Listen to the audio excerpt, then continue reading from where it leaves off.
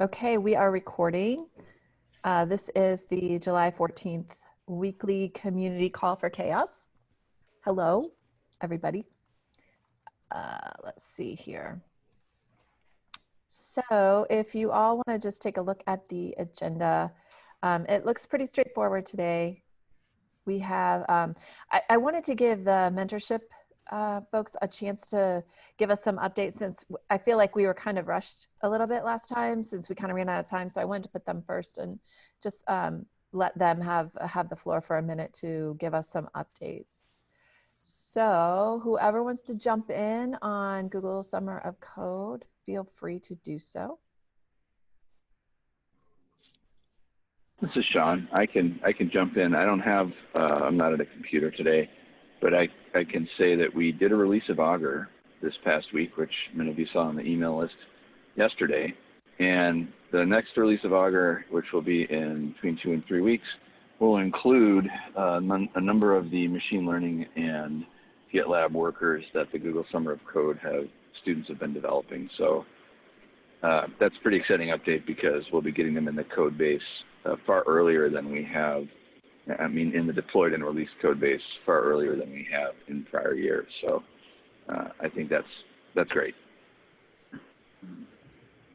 Yeah, that's definitely great. And I think I saw the more detailed release notes come through on the mailing list. Is that right? Did I see that? Yes. Yeah, the release we made yesterday, actually we made it last week, but I sent the announcement out yesterday because nobody reads emails on Fridays or Thursdays in the summer.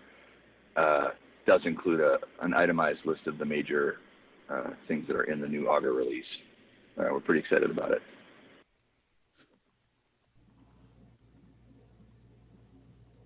That's really awesome. Does anybody have questions for Sean about that? Something that they maybe read or in that email? Because I know everyone read it. So if anyone has any questions for Sean, now would be your time to ask. How long does the GSOC program go? Do you know, Sean? Yeah, it actually concludes at the last week of August. It goes on quite a while longer. We have like 6 or 7 weeks of commitment from the folks yet. There's one more interim review period coming up, I think in late this month or early next month. And then the final reviews, I think, are due September 7th. Okay. So if you've been making progress on the machine learning and GitLab workers, do you have other things to work on, or is it refining that stuff? Well, the initial releases will be, I think, just the beginning of the kinds of things that they're going to release. So for example, the merge worker or the pull request worker is actually significantly more involved than the issue worker. So the student that's working on the issue worker is going to turn their attention towards writing additional tests for the entire worker infrastructure. And the merge request worker student is going to need to spend more time just because there's just a lot more things like commits and files and labels and status changes in the merge or pull request worker than exist for issues. Okay. And for the machine learning people, that's sort of like, when are you done raising your children? There's always optimizations and tests that can be done to improve anything that's AI or machine learning focused. So I expect getting something out from them will give us something to share with the community that we can then get feedback on, and then use that feedback to refine and improve those workers. Cool. Thanks. Sure. Awesome, Sean. Thank you so much. And for the record, I'm 48 and my parents are still raising me, so that will be a long process. Yeah. Yes. Okay. Anything else with Google Summer of Code that anybody wants to throw in? Now's your time. Just kind of logistically, we're still working with the Linux Foundation to try to get our money into Community Bridge.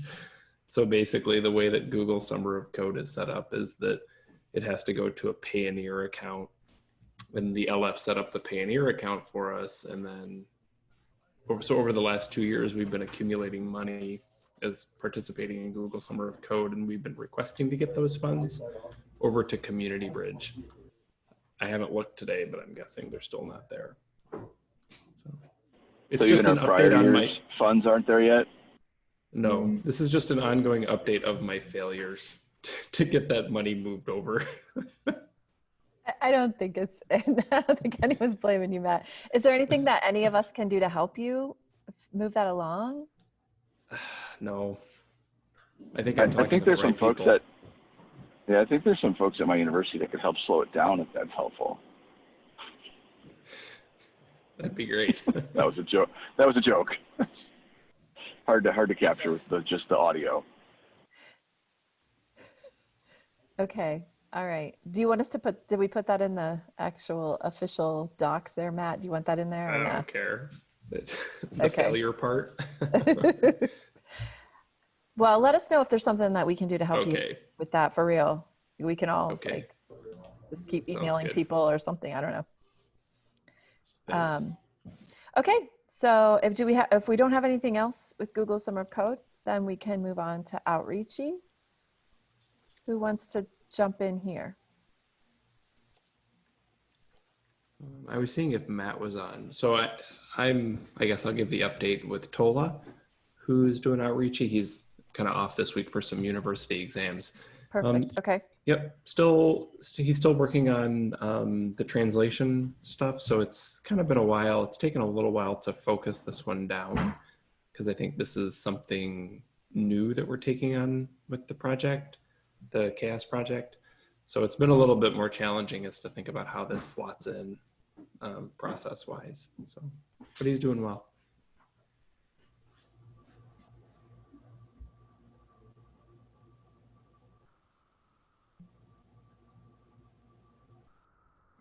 So that's Okay, the perfect. update.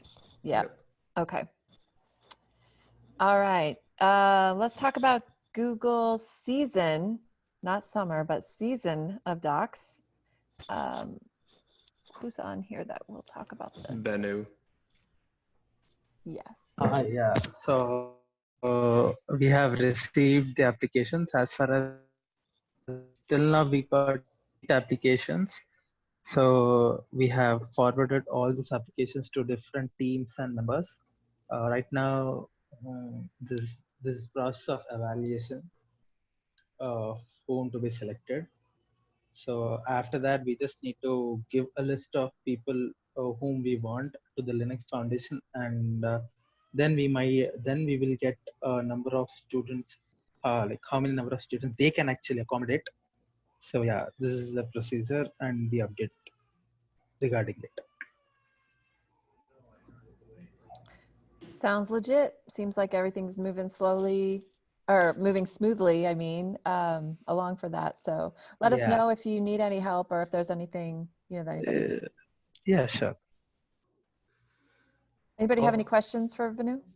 Yeah, I'll say that it does appear that if we run these programs through the Linux Foundation, like Season of Docs or Summer of Code, the number of people that we as a project can support is lower than if we apply ourselves. See what I'm saying? Yeah. So like, that's kind of my take. Yeah, Does that in mean fact, that's so true. We have 9 Google Summer Code students through CHAOSS this summer. Are you saying that if we did something, are we doing it as CHAOSS or are we doing it as the Linux Foundation this year? Season of Docs is through the Linux Foundation. What about GSOC? No, that we did that by ourselves. Okay, so in GSOC, note CHAOSS to the is an future. independent organization.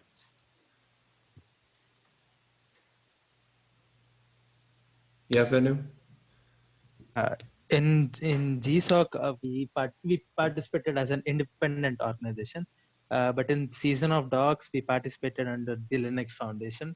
So when it comes as a sub-org, we have to share our slots along with a few other sub-orgs. Like for example, this time for GSOD, we might receive less number of slots because there are a few other sub-orgs. So we can expect maybe 1, 2. Yeah, that's it. I don't think so. We might get above 2 or 3. Yeah. Yeah, even like they have Maybe. mentioned within their documentation as well, like if there's a organization which is independently participating, so they won't be able to accommodate more than two technical writers to a specific organization. And if the organization have the sub organization under it, so the number of slots, I think like which they wanna serve is around like 4 to 5. Hmm. So yeah, like this is also mentioned in their organization application, something like documentation. So yeah.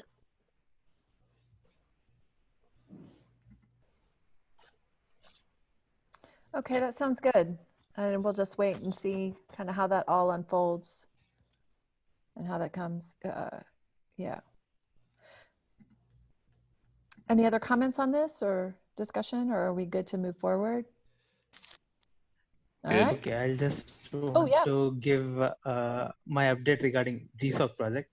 I just missed the deadline. Okay, anyways, I was working on the quality models project. So I have performed a pilot study on the AMPOS projects. AMPOS is basically a student community in my university. So as I'm a member of it, I have a pretty good knowledge of what projects are doing good and what are not doing good. So I suggested to my mentor, so they were accepted, and I performed a study.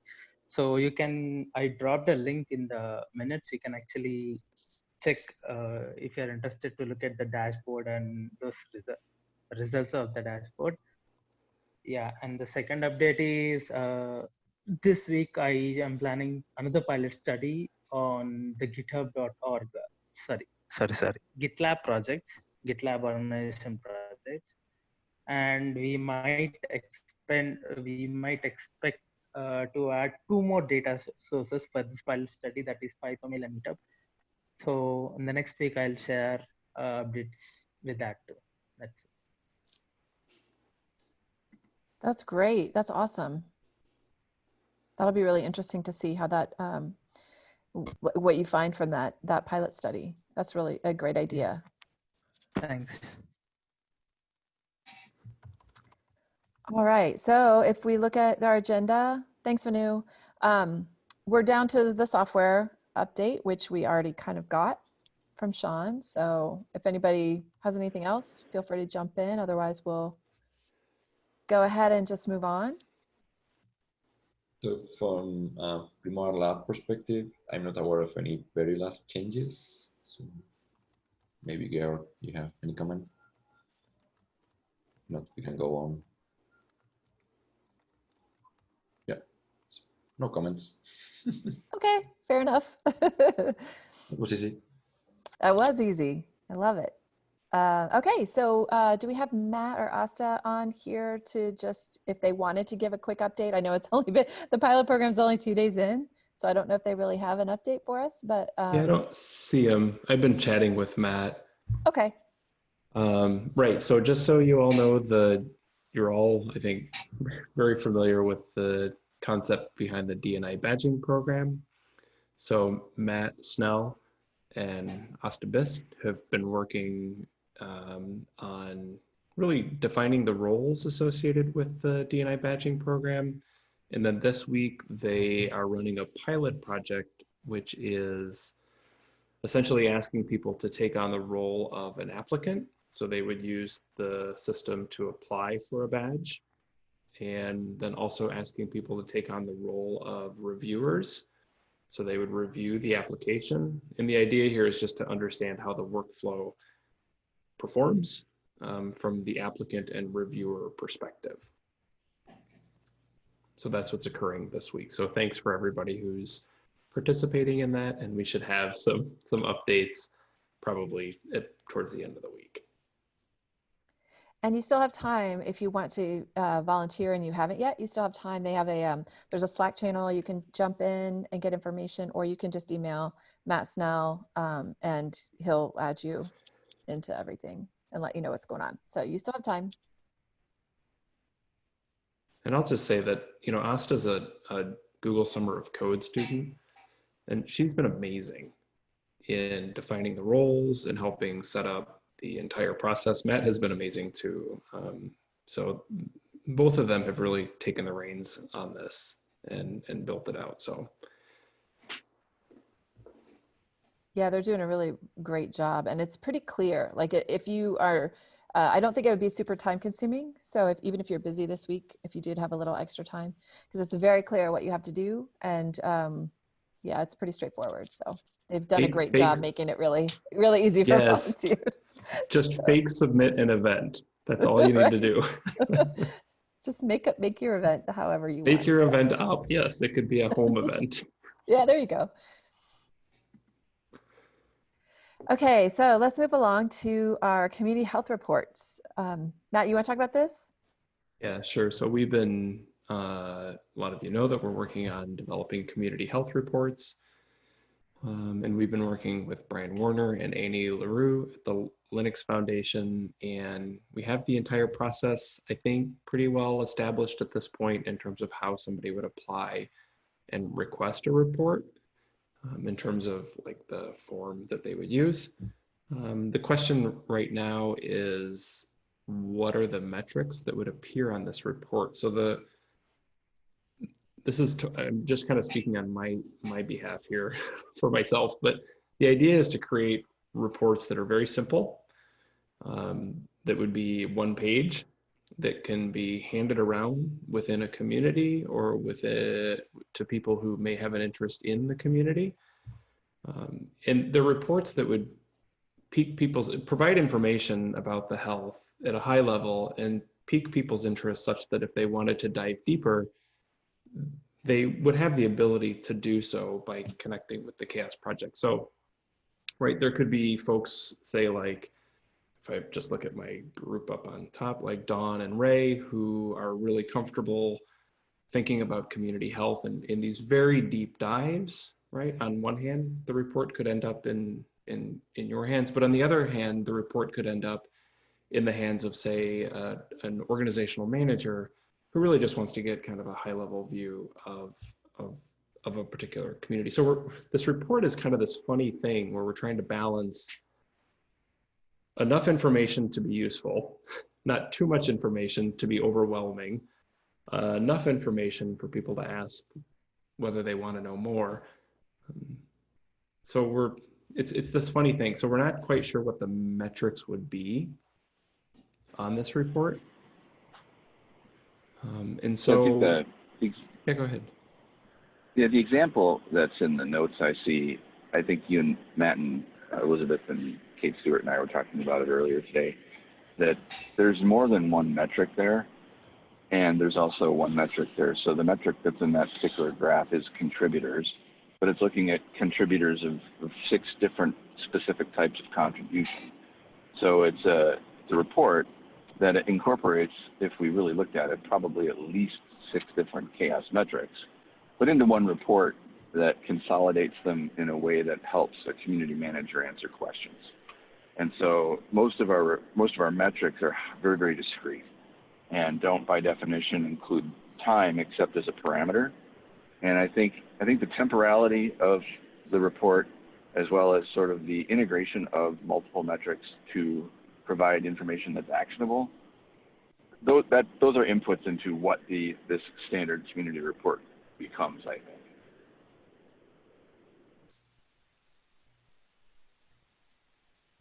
So what came out of the talk most recently was that the community report may not necessarily have individual discrete CHAOSS metrics, but provide a sample of, for example, what's in this document, a sample of metrics that can be brought together to provide some meaningful insight. So the picture here is it's purely an example.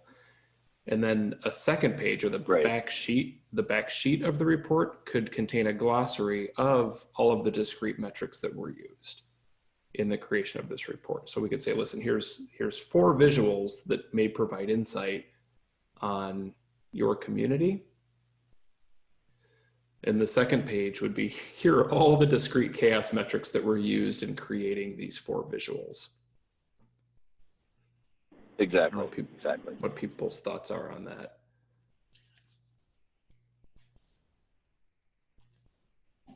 Hey, can you hear me?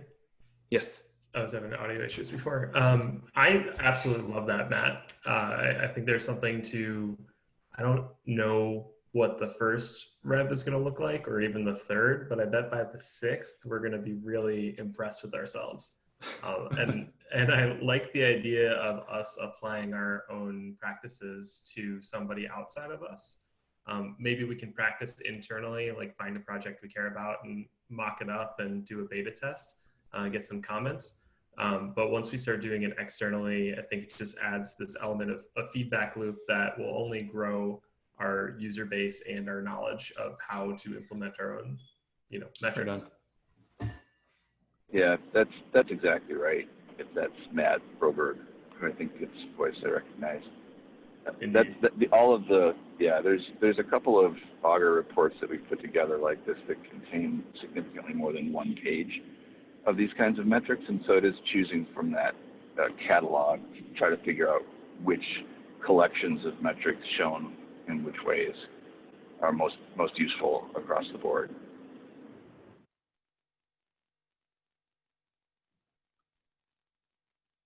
And then one of the things we can think about is whether we want to have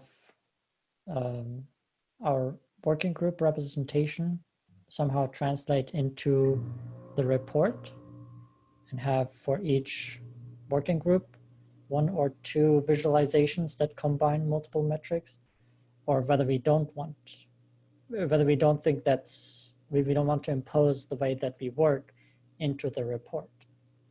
We could just abandon that and say for the report, it doesn't matter where the metrics came from, who worked on it. I'm super interested in what that would look like. On one hand, I love the idea of not, a friend always said your org chart is showing when people from a company are all speaking with different voices because one's in this marketing group and one's in that marketing group. And I always avoid that. Like we've got to come from outside in. But at the same time, if part of this is an attempt for people to understand why we're organized the way we're organized, it's an opportunity to standardize that external messaging. So I think we've got to try both and see how it looks. Yeah, the draft you're looking at in the notes came from the risk working group, but it just as easily could have come from evolution. Great point. Yeah. Yeah, I'm not sure if this is 100% relevant, but I added a couple of links from 2 different communities, like WordPress and Drupal. I mean, what's interesting is that it looks like they publish these reports to coincide with their major releases. And what I like were not only the metrics and the charts, but because as part of the blog post, they provide a lot of like a context, and you get a glimpse into what's important in the community. I thought that was like pretty helpful, like even background and motivations for what they're measuring and how they're measuring things. Yeah, so I thought those, I wanted to look at how different communities measure contributions, comparing them to what we do at GitLab. But I thought those are pretty interesting examples. I'm a pretty large community, so obviously, that's been around for a long time. But I think that context obviously, yeah, go ahead, sorry. Yeah, no, contact, I agree with you. Context is super important. We've just released a worker that captures every software release that repository tags. So we can start producing these reports by release instead of by date collection. And I think that's really how a lot of projects think. Not every project does formal releases on GitLab or GitHub, but many do.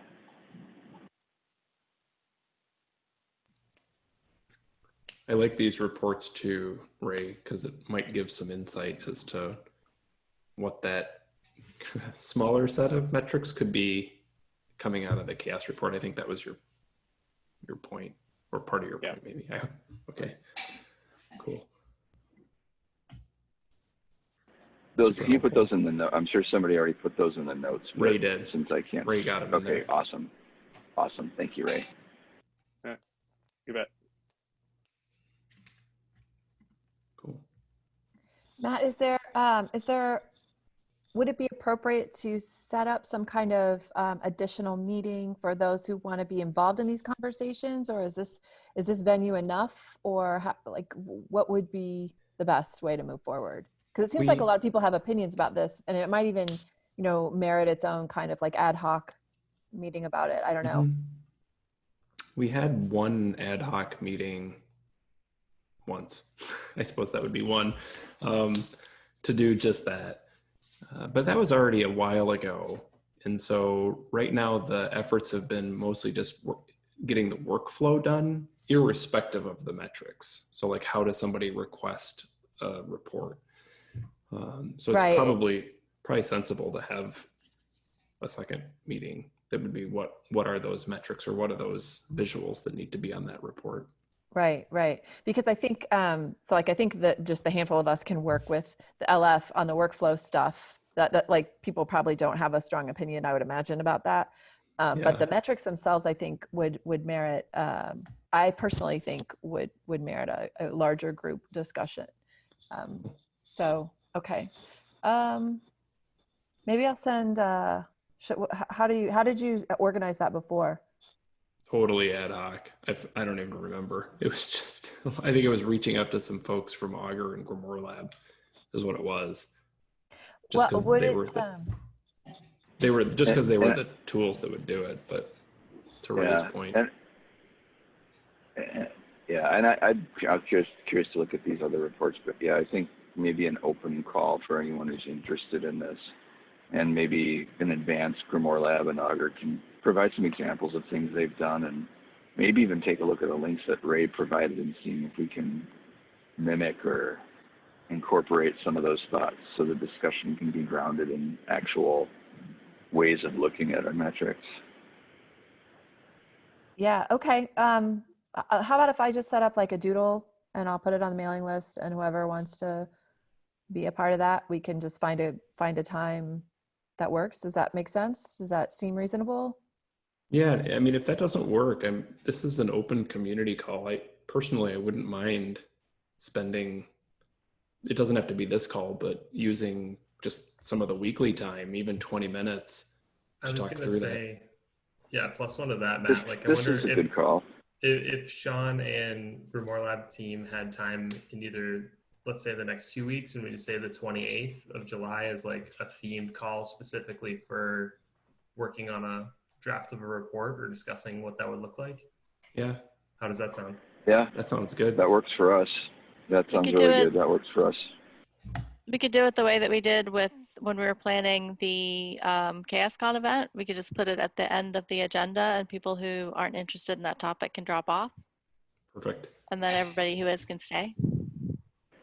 That's a great idea, Dawn. That makes sense to me.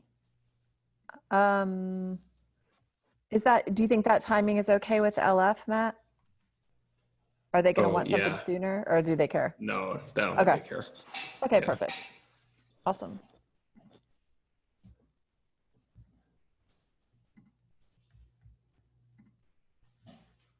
Okay, cool. Thanks, you all. We are just moving right through. I love this so much. The last item is just another kind of discussion of things that are being discussed with other people as well. Matt, you want to take this one too? Well, no, you do this one. I've been talking a lot. Oh, it's all right. So yesterday, Matt and myself met with Chris Anichek at the To-Do group, and we're just trying to figure out how we can collaborate with that group a little more and how we can support them, and because there's a lot of overlap between kind of things that they care about and what we care about. So we kind of landed on 3 different initiatives that we're going to be looking into with them. And in case anybody has any, interest in any of these, by all means, speak up, or questions. It's, we just talked about this yesterday, so it's super high level right now. We don't really have a whole lot of details, but those will be worked out as we go.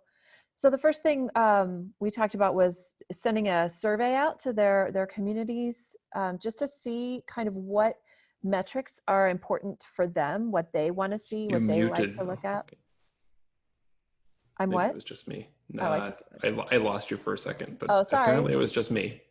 Yeah, Sorry. I heard Elizabeth. Sorry. Way to go, Matt. Way to just screw up my whole flow. I don't even know what I'm saying now. Thanks a lot. I'm just kidding. So anyway, so we were talking about just surveying their projects just to see, you know, what's important to them, and kind of comparing different projects with what's important to who, I think would be really interesting for us to look at. So the next steps for that are we're just going to throw a survey together, and we're going to send it to Chris to distribute on kind of our joint behalfs. So if you have any experience, interest, anything, if you're curious about this project and you want to kind of participate in that, let me know, and I'll make sure that you get a link to, I assume we'll probably just do it in a Google Doc. We haven't even really gotten that far, but probably that's how it will go down. So just let me know. Will this dovetail somewhat with the standard community report kinds of work, or do you see it as possibly a distinct set of questions that the to-do group may have? I'm not sure, to be honest. I envision it to be a little bit different, because I think we kind of are wanting to get their opinions on things versus send me this data about my project. So I think it will be a little bit different than just sending the community survey, but it will. I'm fairly certain that the results of that survey could inform what questions or metrics we include on our own community survey.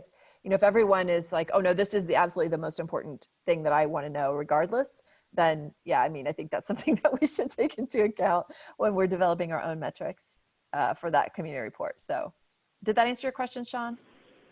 Yeah. My instinct is that a lot of what the things that our folks on CHAOSS find useful are going to not be remarkably different than what folks in the to-do group find useful. I would agree with that in theory. So yeah, I mean, I think it'll just be interesting. Yes, in theory. Have some validation on that, and just to make sure that we're all on the right track, and to just kind of hear what's going on in the actual communities. So I'll be interested in that survey to participate, because I've done some work and I really wanted to do the collaboration in this. Yeah, awesome. Okay, I'll make sure that you get a link to that doc. Yeah, we also have a friend who does surveys professionally, Lawrence, usually working over at the New Stack, that added some really great feedback last time. I'm sure if we shoot him an email, he'd be happy to look over where we're going, and his critiques are often decisive and helpful. The best kind. Love it. Thanks, Matt. Does somebody have, I assume someone has his contact information? Yeah, I'm in touch with them pretty regularly. Okay. I think Matt G is as well. Yeah. Okay, perfect.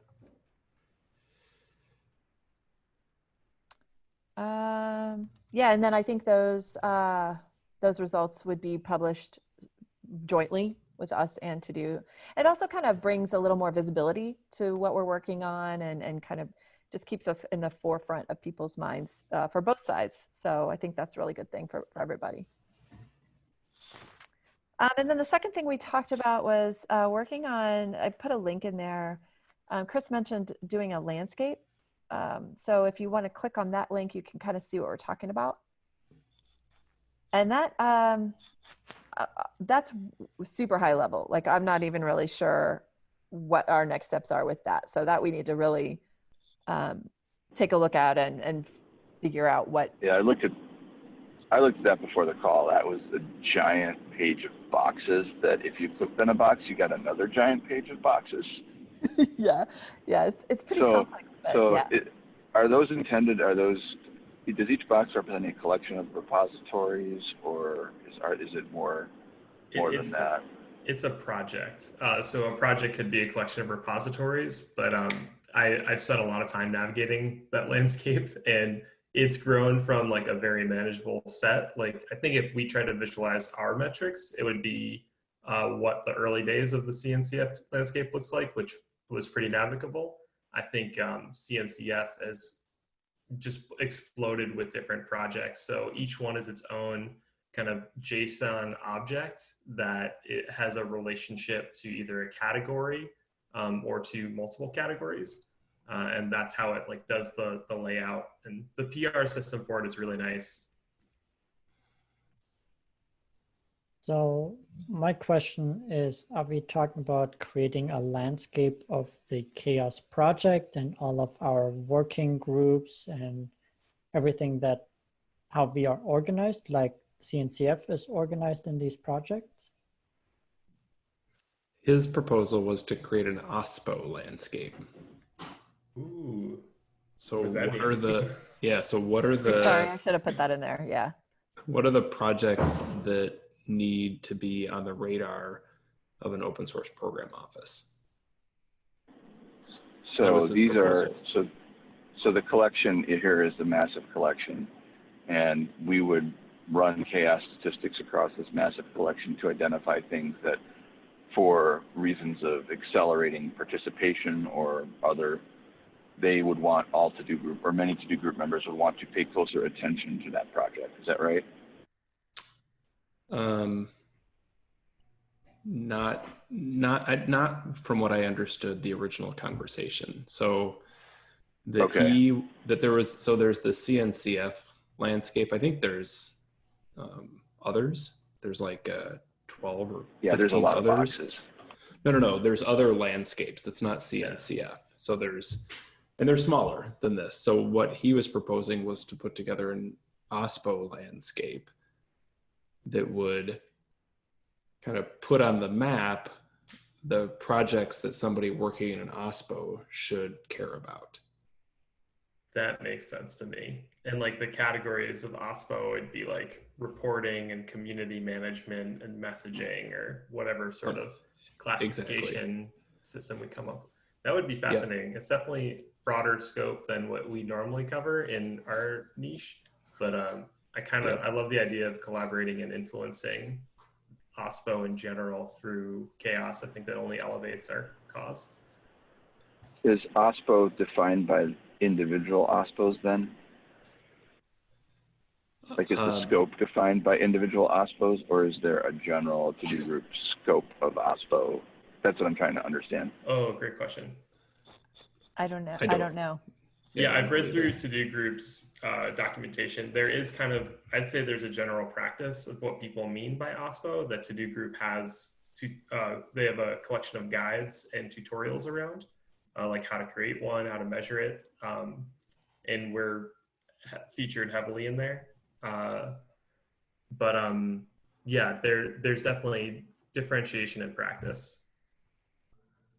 Yeah, I'm the VMware rep for the to-do group for our OSPO, and I could say that they do vary wildly depending on what the group looks like, because there are some like I think Bloomberg, it's like one person. He might have expanded to a second person, and he handles a bunch of stuff and works under the office of the CTO. VMware, we're like 40 people.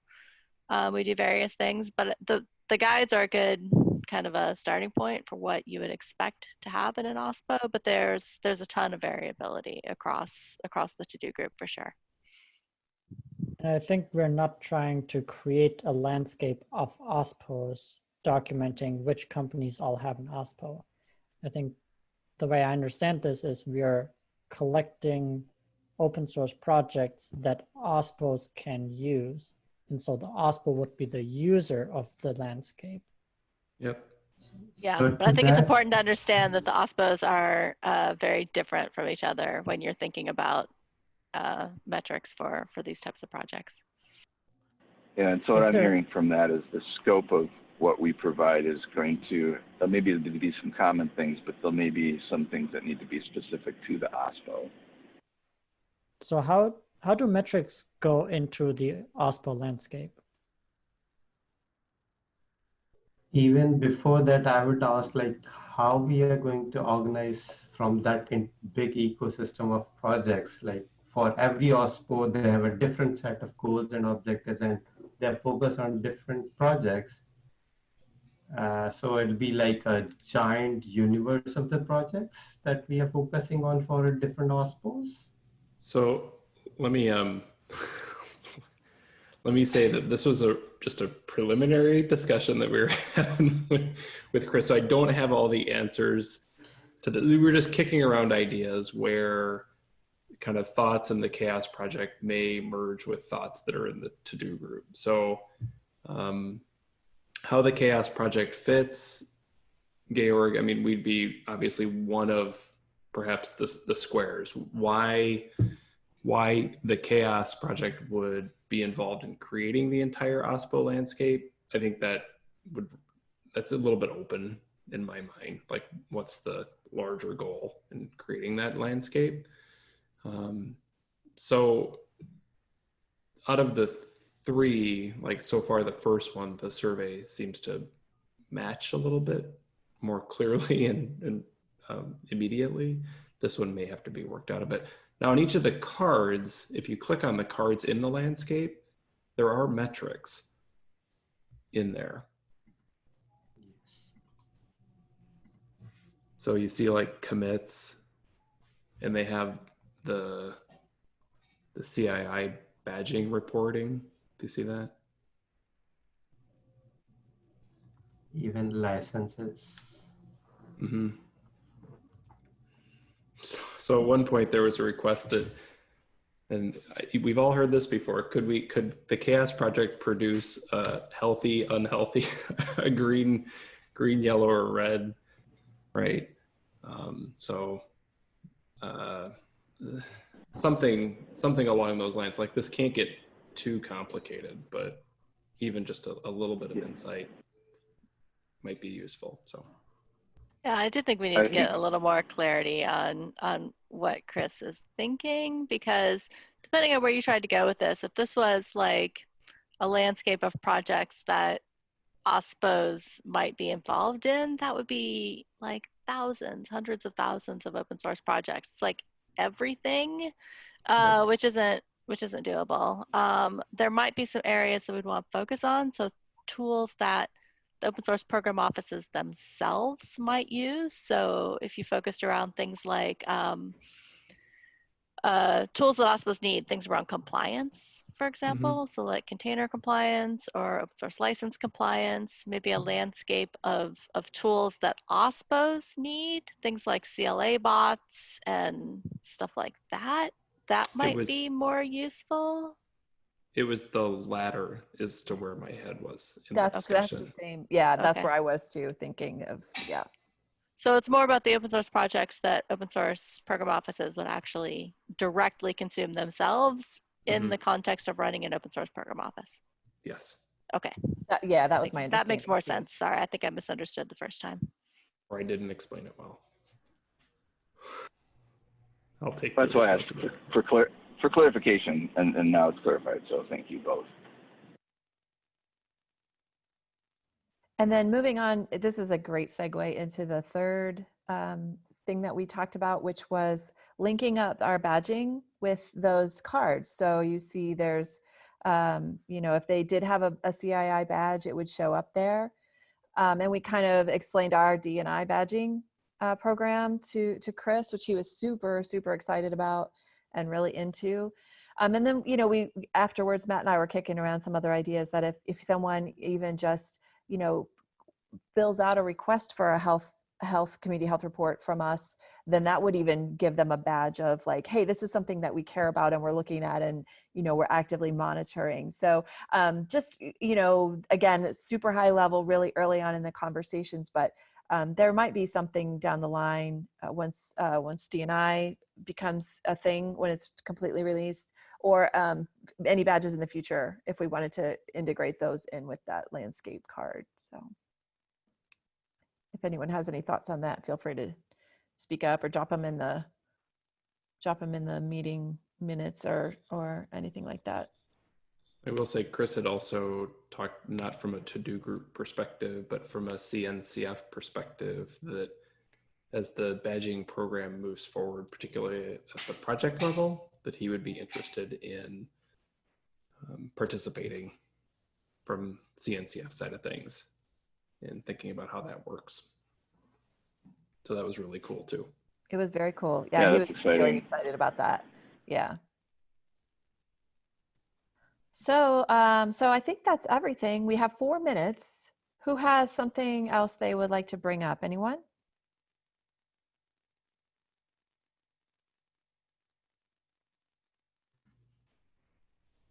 Yeah, I'd throw out that we still have open comments for metrics that are under consideration. I was spending this morning cruising through them, and the candidate releases, they're really fun to read and just kind of see what other groups are doing. If you, like me, have been siloed in one working group for a bit, it's a great opportunity to expand your CHAOSS mind and offer some, some grammar help where needed, or just some additional context. So don't forget to do that.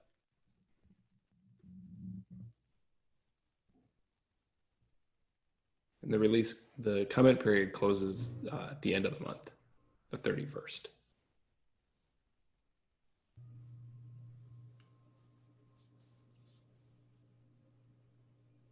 Anybody have anything else?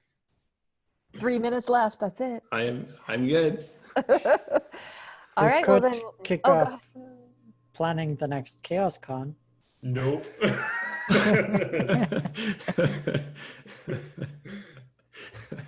Next time. No, I think we are still ways out. We have the venue secured already, so we have plenty of time.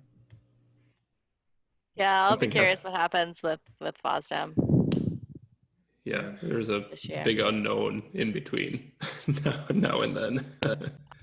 I'd be surprised if FOSDEM actually happens, because I don't think Americans are going to be allowed in Europe. No, I was just going to say That's what I was going to say. Like, frankly, I can probably go, because from the UK, yep, they're allowing a little more travel to Europe, but I don't think Americans will be allowed at that point. That's such a crazy true statement. That hurts. Nobody wants us. I don't blame them a bit. Like, I don't want us either. It's fine. Yeah. Well, on that high note. Yep, Sorry. Somebody else say something positive before we end. We can't. Americans are stupid. I can say that human beings will get a vaccine in the following 3 months. Maybe that's positive, right? No. That is really positive. There we go. We'll look on the bright side. Thanks, Daniel, for saving the day. Sorry. No, Don, you're fine. It's true. It's so good. Needed to be said. All right, everyone. Well, have a great rest of your day, and we'll see you next week. Bye. Thanks, everybody. Thanks, everybody. Bye. Bye.